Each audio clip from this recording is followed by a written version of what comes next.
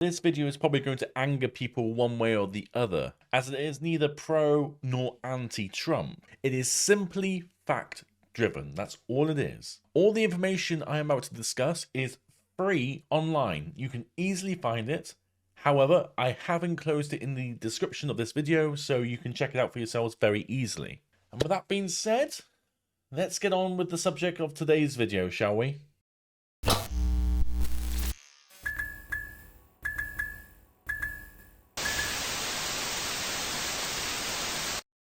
I have seen so many news articles from mainstream media, as well as podcasts and streams from people I like, people I respect. But it's all starting to give me a headache. Why is that? Because all of these people have something in common. One fact remains that makes them all the same. They are all driven by emotion instead of cold, hard facts. Doesn't matter what emotion that is, whether that's to have anger against him, to have, I don't know, I should say love and devotion almost, because some people are a little bit obsessed one way or the other. As far as I can see, when you discuss Trump's indictments, they can be categorized into three basic claims. Those being the following. Number one, Donald Trump is the first current or former president to be formally indicted. Number two, Trump knew that claiming that the 2020 election was rigged was a false statement. And finally, number three, Donald Trump has engaged in a financial conspiracy. So what we're going to do is go through these claims and see if we can address their legitimacy one way or the other. You might not think you can do that in a short video, but trust me, I think we can.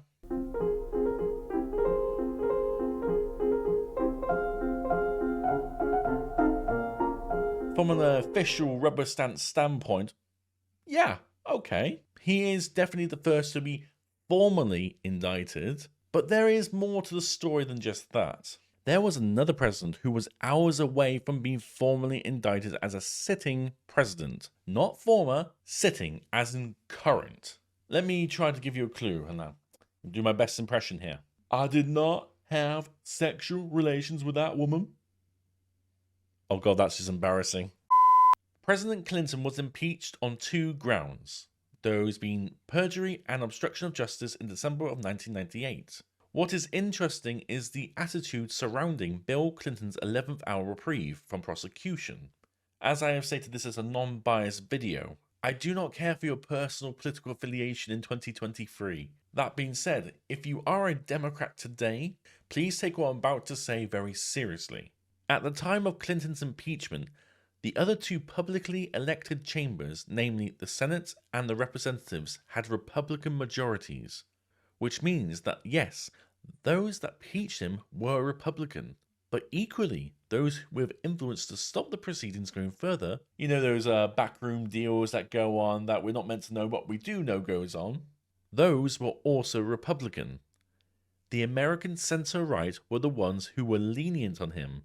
But why is this? Well, apparently it was due to simple patriotism, as this article states.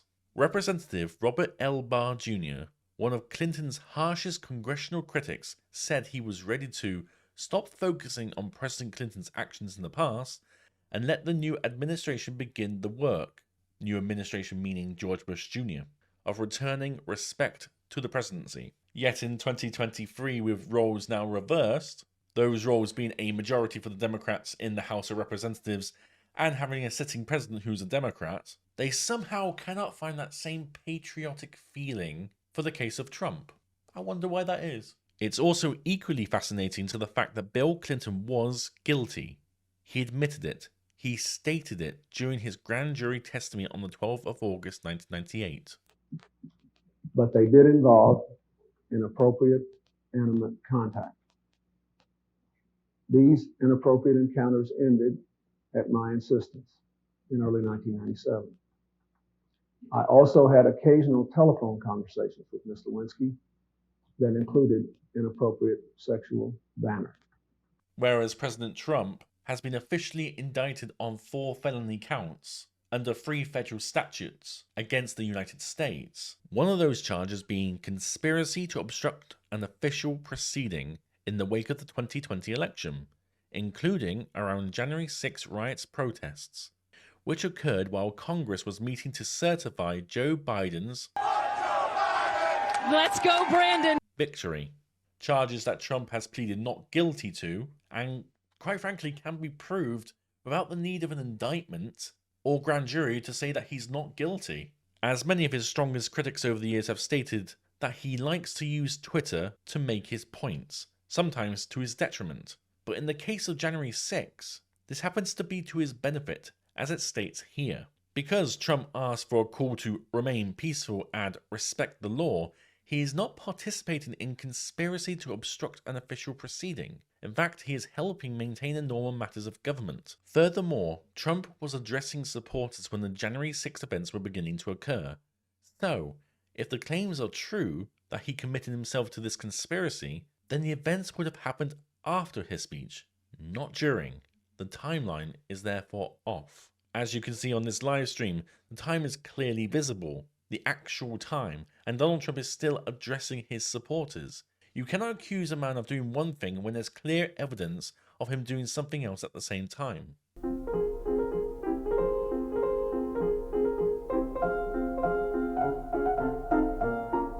Now, under United States federal law, specifically Title 18, Chapter 47, Section 1001, as I understand it, in order to prove this second claim's legitimacy, it is not enough for the government to show that Trump just made a false statement, or that he should have known that the statement itself was false. The government has to categorically prove that Trump already knew the statement was not only false at the time that he made it, but that he made it with the intent to deceive others. Those are two wildly different things. There is no way to prove what someone was thinking at any given time. You just can't. That is outside of an outright confession from Trump himself, which is, quite frankly, never going to happen. So, quite frankly, the entire claim and charge in this indictment is just dick measuring. It really is. It's trying to show off. It's trying to say that I'm in charge and you're going to go down for whatever I say. I understand for Americans, whether you're hyper-political or not, Trump is still a divisive figure for a lot of people. You either hate him or love him, really. And there is no in between. He's a bit like Marmite in the UK. For those that don't know, Marmite's like this yeast extract stuff that some people put on their toast. Vegemite. It's like Vegemite in Australia, but Marmite was the original thing. It's disgusting. It's horrible. It should be thrown away. But like in every country, there are strange people. So anyway, I digress. Whether you hate him or not, though, that's quite irrelevant to the subject of the 2020 election. And moreover, there are those who say that this is just all a farce. That Biden and people that are under him who are gaining power from his, should we say, management of the country, are actually transforming your legal procedures in a manner that's only fitting for a banana republic. And because of this, this is not so much about him, this is about you. This affects you. Because if they can take him down, they most certainly can take you down. People that love Trump, they feel like this is a witch hunt. And they feel like all the things he's getting indicted for are anyway. Not only does it not work, but it kind of hardens their position that he's being targeted. And that these are like the actions of a banana republic. You take your political rival and you arrest him. And specifically, you charge him with things that you're guilty of. Like the documents, like the classified documents. Biden's guilty of the exact same issue.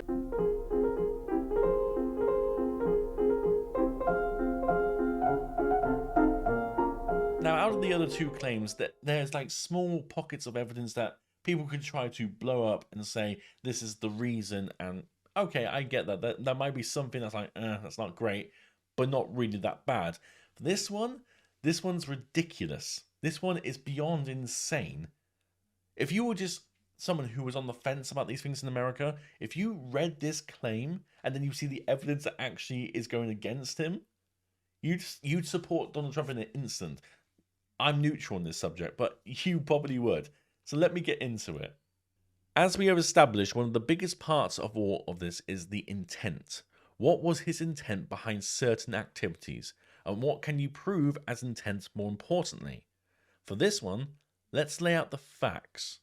In the 45-page indictment, it states, and I quote, "Shortly after Election Day, The defendant, as in Trump, also pursued unlawful means of discounting legitimate votes and subverting the election results.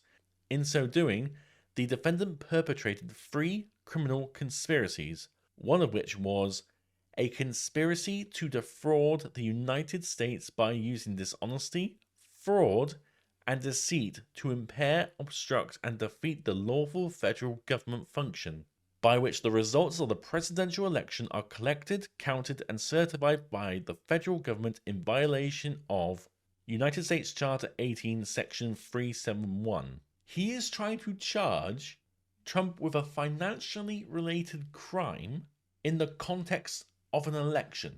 Now, this is not bribery we're talking about. This is not some sort of money exchanging hands here. No. That's not what he's doing. In other words, this is how I interpret it, this is a means of making the federal government and the private financial system that operates within the United States, making the two of these things inextricably linked. How do you do that? Anyone who has an understanding of the most basic free market economics, just having a single lesson at a college or something, doesn't matter. You know that this is wholly untrue. It's not possible. The only system in where this can be true is if the government itself was an authoritarian state. So, for example, go to a World War II scenario with the Yahtzee Germany elements. Well, that was an authoritarian government which controlled every facet of your life. They also controlled the money in and out. That sort of thing would work. That argument in that time would work. Not here, and not now. So my only conclusion from this really is Mr. Smith, the guy that's charging Trump here with this indictment, is he calling Biden's administration an authoritarian regime? Perhaps he is projecting a little, who knows? But anyway, moving on. Here's the main problem with this claim, and the subsequent charge and the indictment with it. It's that the Supreme Court has already ruled on this issue. In the case of Simonelli versus United States, Justice Thomas notes that the federal fraud statutes criminalize only schemes to deprive people of traditional property interests, because potentially valuable economic information necessary to make discretionary economic decisions is not a traditional property interest.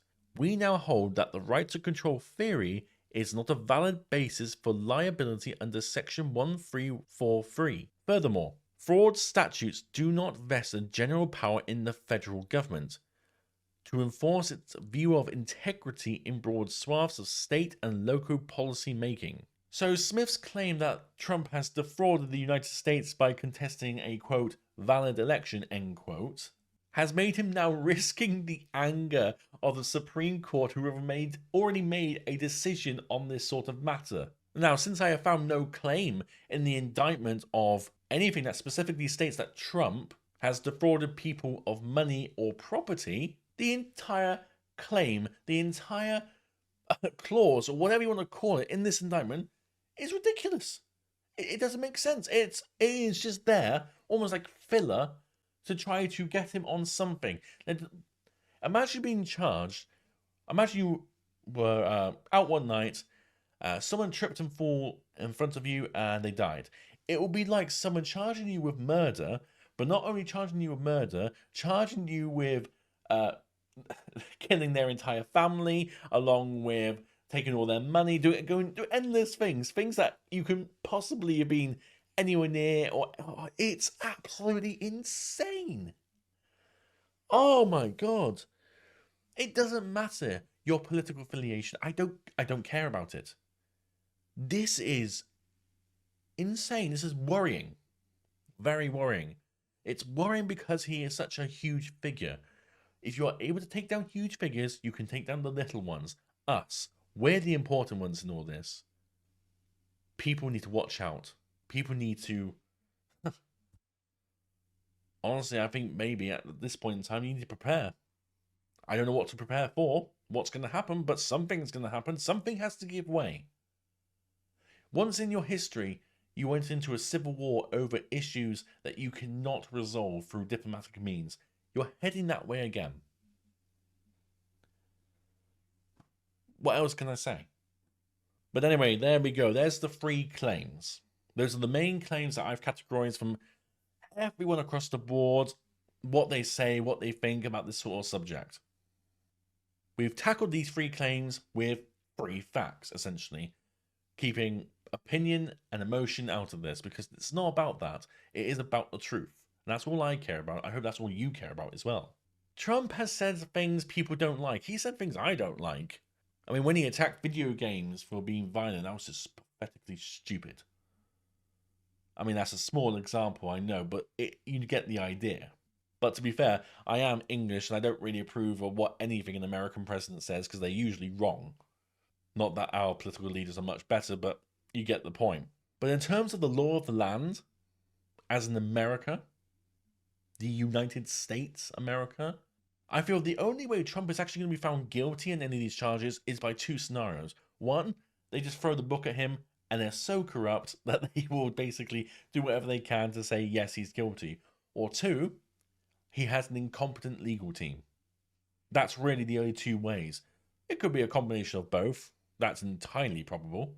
We've seen that in many cases on the last 10 years or so. But now we've come to that part of the video where I have to ask for your help, or rather your contribution. So tell me in the comments below, do you think I'm right on any of this? Do you think I'm wrong on any of this? Do you have your own thoughts about where this could go? Just pop them all down. I would love to hear from you. On that note, if you think this video is good, please hit that like button. It does make the world of difference to me. Subscribe if you think I'm worthy of it. But also, please, remember to be respectful in the comment section because some people like to go overboard and it's just not necessary. And until next time, guys, I will see you in the next video. And remember to stay opinionated.